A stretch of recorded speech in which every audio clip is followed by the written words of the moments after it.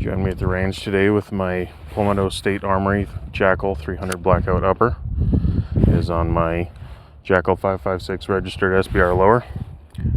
Got a Silencer Co Omega 300 suppressor on here, and we're going to be doing function testing with subsonic and supersonic ammo today.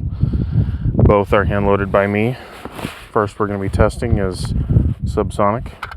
It is a 220 grain Berries Spire Point loaded over 11.5 grains of accurate 1680.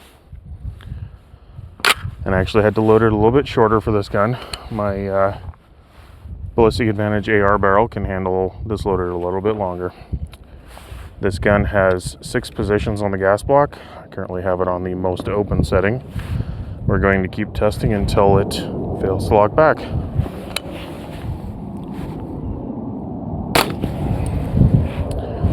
In that setting it worked just fine, so let's go one more notch.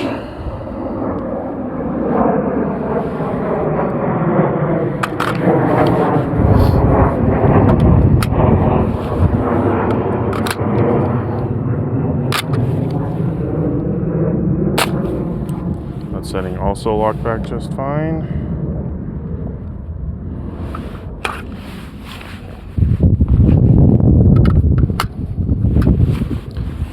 Position 3. That also locked back fine. Let's go one more.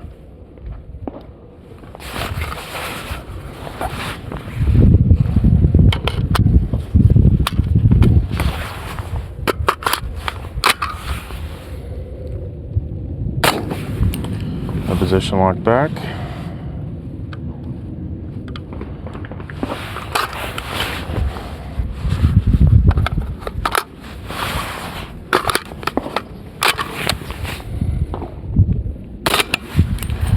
So that cycled but did not lock back. So now what I'm going to do is put 2 rounds in to see if the gun will chamber the next round.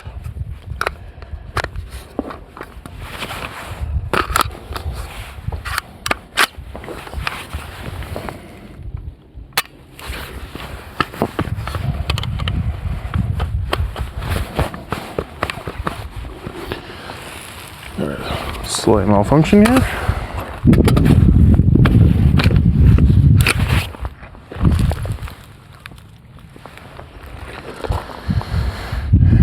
Not entirely sure what happened there, but I'm not going to use that. Let's put a different round in.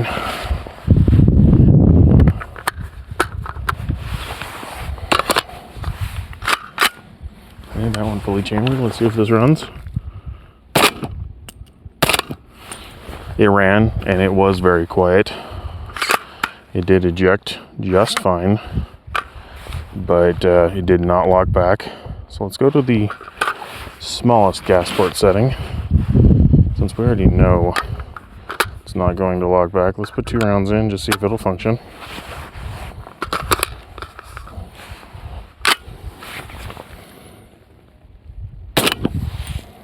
That ejected.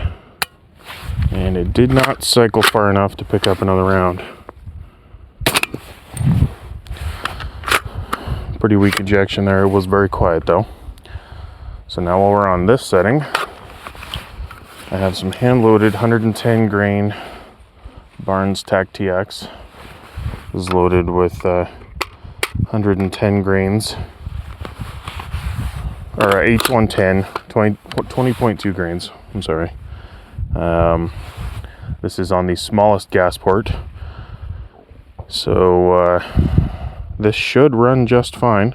We're going to, if it runs fine on this, we're not going to go to any bigger gas port. There's no reason to abuse the gun any more than necessary.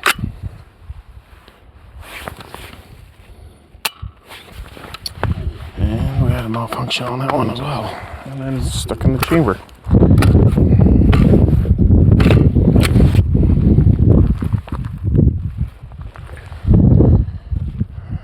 Not sure. This chamber is definitely cut shorter than my Ballistic Advantage barrel. Let's try one. Let me find one that the crimp groove is further into the case.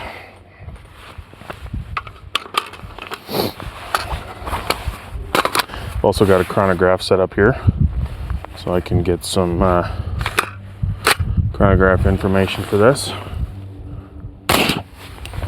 2,175 feet per second, and that ejected just fine. So with that said, there is no reason to go to any larger gas port because it will just be abusive to the gun. So let's try 2 more. See how it runs. That ran just fine. I am going to go 1-2 clicks because this was the most reliable setting for subsonic. I know I said I wasn't going to do this, but if we can find a setting that'll run everything just fine, then why not? I'll do 2 rounds subsonic.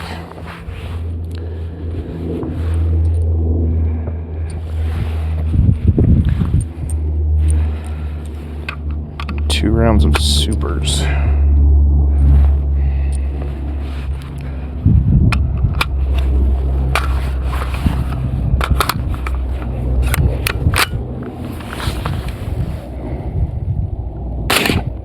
That is definitely a sharper recoil. Now let's try the subs. No, that definitely ran just fine. And it is significantly quieter on the subs, as you would expect. So let's throw a handful of subs in. Let's just dump them. I'm not gonna run them through the chronograph. Motherfuck.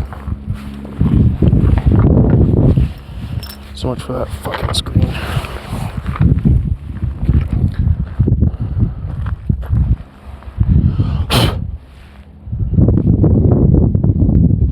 Slight malfunction there.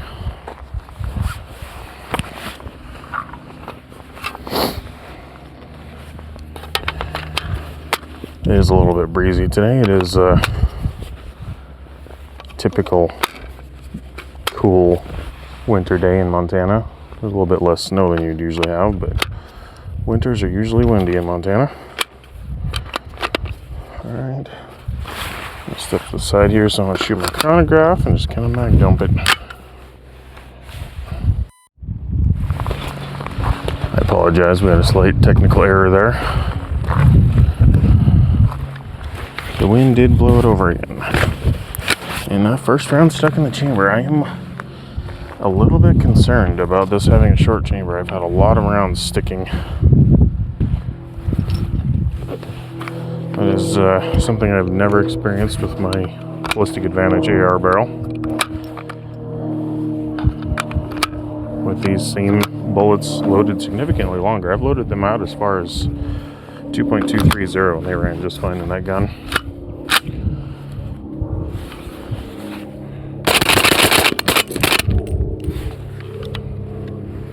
And another malfunction. Last round.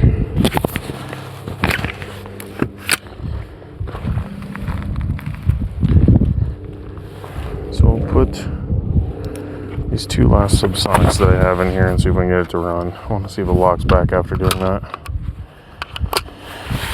While we're at it, I'm going to throw a super on top. Let's do a couple of supers.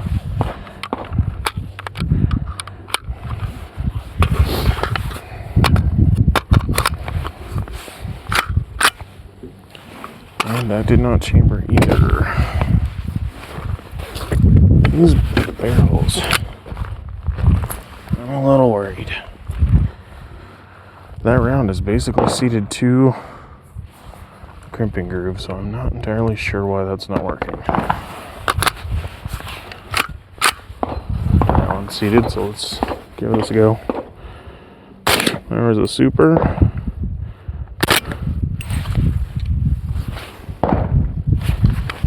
And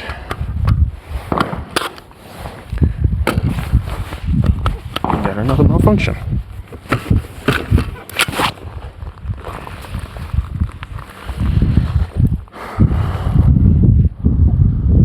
There's definitely a ring around the barrel. It is a ring around the bullet, whereas it is definitely hitting something in the barrel. I'm gonna lock this bolt back. Shine my flashlight in there and see if I can see something obvious.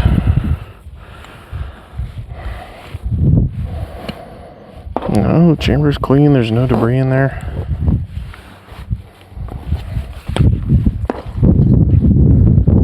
Let's try just dropping around in there and then slamming the bolt hole on it and see if that chambers.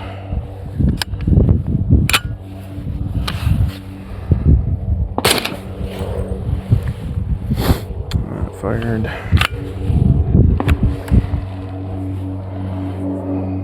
Another one that malfunctioned.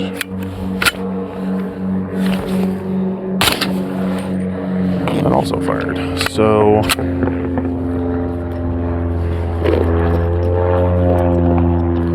let's do 4 more subs here. See if we have that same problem.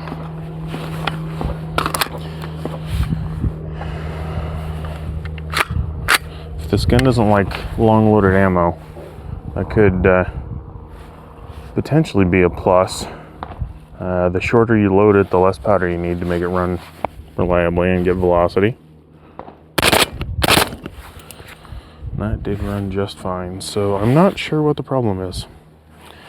At this point, I am not going to say for sure it's the gun. It could very well be that these 309 diameter bullets are slightly on the large side for it.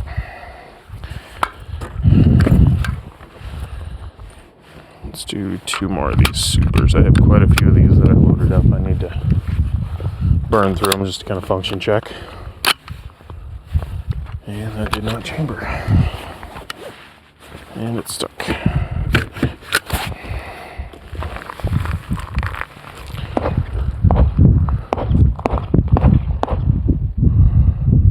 See, nothing obvious here.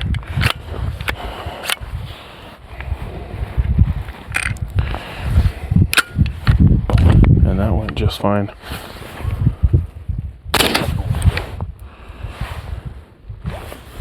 That was interesting. That really did not eject very far.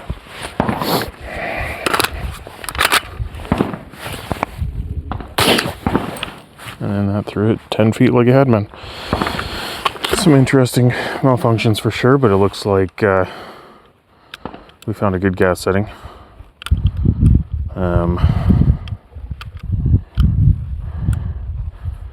Number 3 up from the smallest gas port will run subs and supers just fine, and you can definitely tune it from there. It's not hard to do, clearly.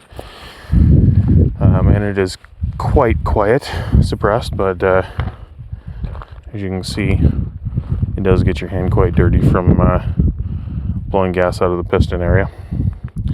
And that's a pretty quick little test of the JAKL 300 blackout upper. Thank you for watching.